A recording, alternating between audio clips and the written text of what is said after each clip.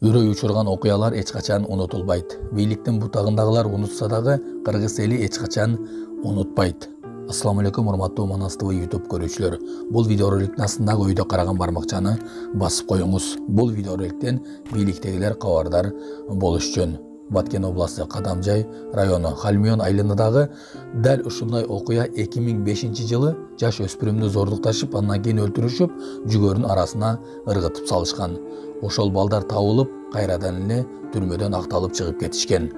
Бул кыздын бир тууган агасы бизге кайрылып атат. Бизде закон барбы? Бийликтегилер ушул видеороликти көрүп койсун. Ушул нерсе кайрадан кайталанып атат го. Бирок менин карындашым бийликте учурда айтылган жок деп бизге кайрылды. Бул видеороликти аягына чейин көрүп коюңуздар, туугандар. Ассаламу алейкум, Манас.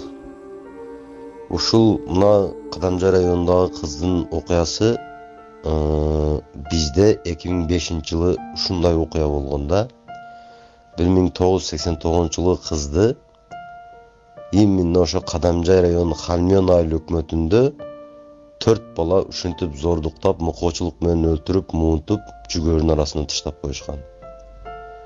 Ал кыз дагы ата-энесинин бир жалгыз кызы болчу үйдө. Семьяда бир кыз болчу.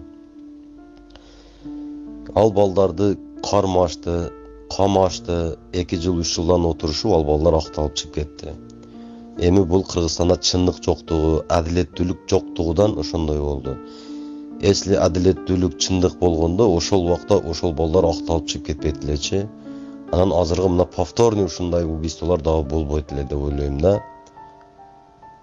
Эми азыр бул мына кечеки өспүрүм кыздын өлгөн ата-энесинин түшүнүктүү да, азыр кандай ситуацияда отурушат алар. Именно биздин кыз дагы ушундай болгонда, 9-классында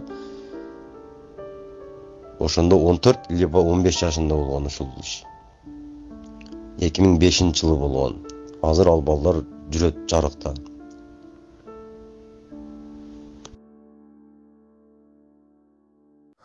Ар бир адамдын башында өлүм бар дейт.